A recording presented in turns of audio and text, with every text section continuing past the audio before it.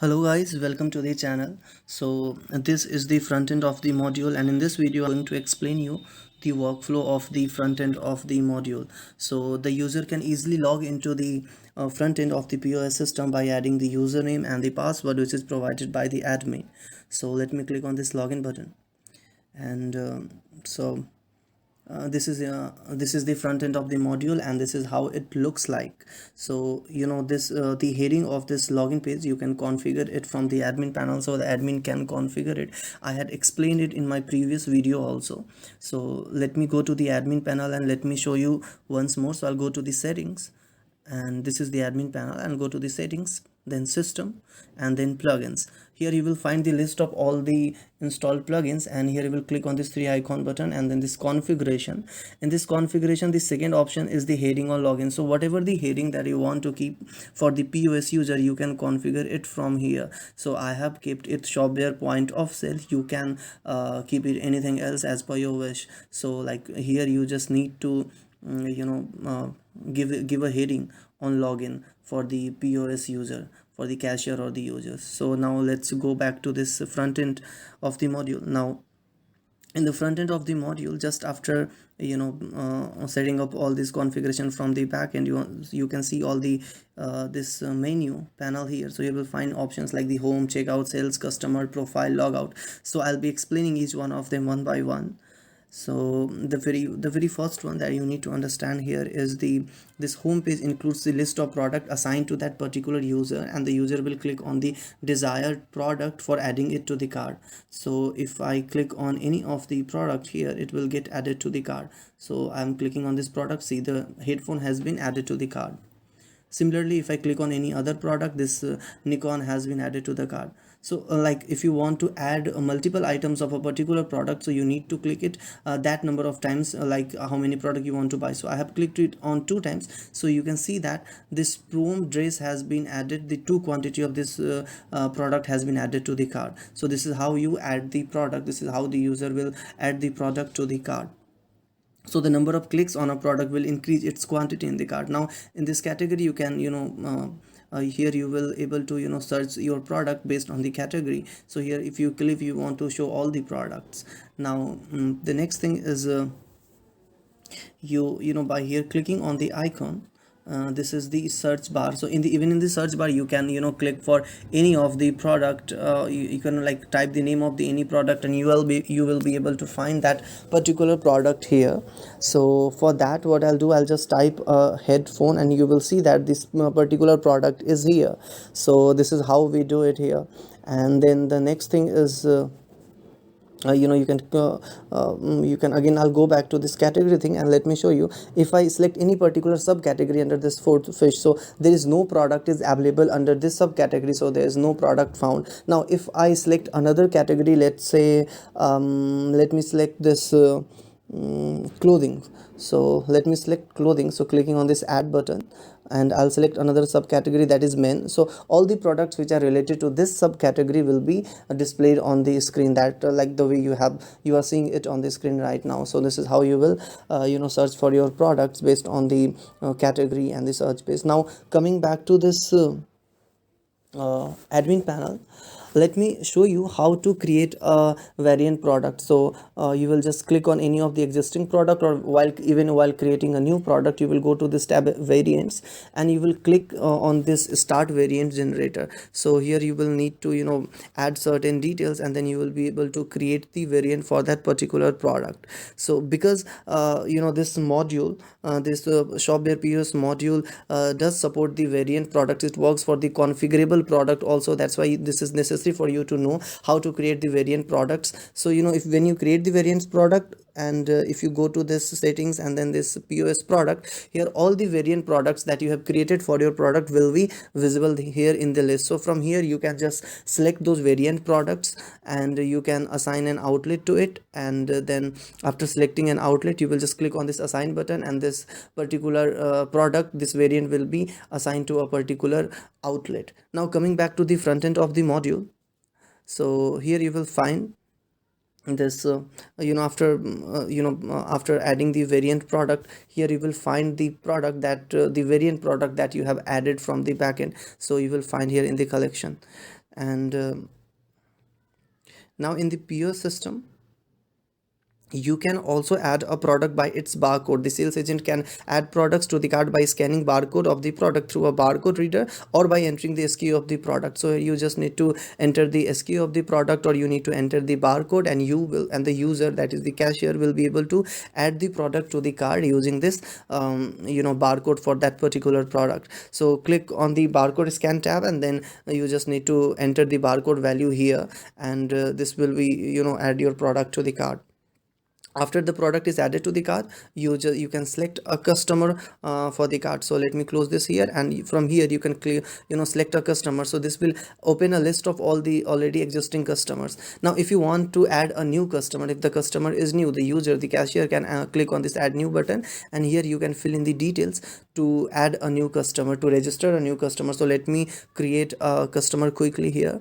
So I'll be filling up the details like the salutation, first name, last name, email address, password, street address, zip code, city, country. And after filling up all these details, what I need to do is I will just click on this register button, and this will create the user, this will create the customer. So Benjamin button is my new customer. If you want to make it a default customer, you just need to click on this make default customer. So if you add a customer as a default customer, then the user does not need to select customer always during the checkout. Now if you want to create another new customer, you will click on this add a new customer button.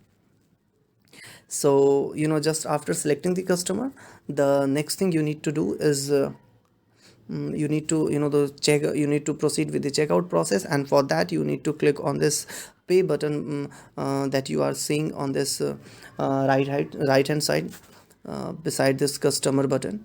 So I will just select the customer, and then I'll click on this I'll click on this pay button. So let me select the customer. So Benjamin button is my customer, and let me click on this pay button. Once you click on this pay button, you will be directed to a page. You can see this pop up on the screen on this page only, where you need to enter the amount. Here you can pay either by cash or by card. Also you can split your payment. You can pay a part of your payment by cash, and the remaining part by card. So let me pay an amount by card, and the remaining amount by the cash. So now here you can see that the remaining amount is there. So now let me you click on this accept payment button, and let's see this says the payment is not completely paid, are you sure to place the order? So this is going to giving you a validation checkpoint that your payment is not completely paid. So let me pay the remaining amount. So let me pay the remaining amount with the by card. So I'll cancel it, and then here I'll add the remaining amount, that is 0.81. So it may happen that the customer does not have enough cash to make the payment. For such conditions, Shopware POS system provides the user to accept the payment by cash and by card. So you see that the order has been placed. Clicking on the accept button, the order has been placed. So this is how we create the order, and then assign it to a customer, and then how the user will proceed with the checkout. So I have explained the entire checkout process for the customer, how the cashier will do it. Now the next tab is sales. So clicking on the sales tab will take you to this page where you can see all the orders that have been placed to you placed here. So this is the recent order that we have just placed, that is for the Benjamin button. So here you can see the details of the order, like the order number, then the date, time, then the customer name, then address, then order status, and then the email of the customer. Then you will find the entire detail of the order, product, the amount, quantity, and the payment of the product. And then you will click on this print invoice button to print this invoice. Now this previous tab, you can find the previous order, and on the offline tab you will find all the orders which have been placed offline. But since none of the order have been placed offline, don't worry about it. I'll be showing you how to place an order offline, and I'll be coming back to this section again. So going to this section, what I'll do now is I'll click on this Wi-Fi icon. Clicking on this Wi-Fi icon is is going to turn you into the offline mode. So you can see that you are in the you entered the offline mode. Again, if you will click on this, you will enter the online mode. So let me click is on once again, so that I am in the offline mode. Now in the offline mode, let me place an order for you and show you how to place an offline order, how it is done actually. So I will select a product, and the product has been added to the cart. Then I will select a customer. So for selecting a customer, I will click on this customer button, and from there I'll be selecting one particular customer, and then and let me select one customer, Matthew Doe. So Matthew Doe is my customer. Clicking on the pay button, again I'll be paying the entire amount by cash. So the customer has paid the entire amount by cash, and the cashier has to just enter the information on clicking on accept button. Order has been placed. So this is how the cashier or the user will place the order in offline mode for the customer. Now again, coming back to the sales section, so in the offline tab, now you will find this order that we have just placed, that is for the Matthew Doe. Now if you want to see the details of this order, you need to click on this order here. So let me click on this order here. Once I click on this order here, now you will find the entire detail, like the name of the customer, the email, order, product, net amount, grand total. And also if you want, now you can print the invoice for this particular order. Also if you want to sync all the orders, you need to go to the online mode. So again, I'll be clicking on Wi-Fi icon, and so that I enter the online mode. Now since you are in online mode, you will click on the sync all orders, and all orders have been synchronized now. So to sync all the orders, you have to be in the online mode. You cannot do it in the offline mode. So this is all about it. Now the next thing is about printing the invoice. So to print the invoice, I will click on this print invoice button, and you will get this detail printed as you are seeing on the screen. So this is how you will get all the details printed on your system. So this is how you will print your invoice actually. And now again, coming back to this customer section, so here you will find the list of all the registered customer with your POS, right? And if you want to create a new customer, again you can click on this add a new customer button, and you can add a new customer. So like whenever you click on this customer tab, this will show you the list of all the registered customers. And while making any purchase, you can select the list any customer from the existing list. Now if the customer is new, we will click on add a new customer. You will fill up this form and register this customer. So this is how we will register a new customer here. So and then next tab is profile. So in the profile tab, you will find the details of the user cashier, like the Peter name and the email address. And from here also you can update the currency.